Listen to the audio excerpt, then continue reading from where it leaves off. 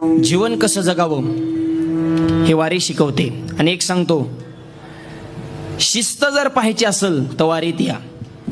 समाजातला एकरूपतेचा बंधुभाव जर पाहायचा असेल, समाजातली समानता पाहायची असेल तर वारीमध्ये या. 18 पगड जातीतल्या कोणत्याही जातीतला आणि कोणत्याही पंथातला असू द्या, जिथं माऊली म्हणून हाक मारली जाते ती आमची पंढरीची वारी असते. तिथं जातपात महिला असो पुरुष असो, फक्त माऊलीच हा वारीतला सगळ्यात मोठा गुणधर्म आहे मायबाप. आणि माझी तरुण मुलांना विनंती, जास्तीत जास्त तरुणांनी या वारीमध्ये सहभागी व्हावं. कारण जो वरी सकळ सिद्ध आहे, हात चालावा या पाय तव तो आपले सोयीत साईन, तीर्थयात्रे जाय चुकू नको, हातपाय ठणठणीत आहेत तोपर्यंत वारी करावी. कारण ज्यांनी वारीची परंपरा मायबाप माझ्या जीवीची आवडी, त्या ज्ञानोबाऱ्यांचं वय होतं 16 आणि तुकोबाऱ्यांनी वैकुंठ गमन केले 42. वारी करण्याचं खरं वय 16 ते 42. ही तरुणांची वारी मायबाप. म्हणून महाराष्ट्रामध्ये सध्या सगळ्या वारी सोहळ्यामध्ये तरुण मुलांची जास्त संख्या पाहायला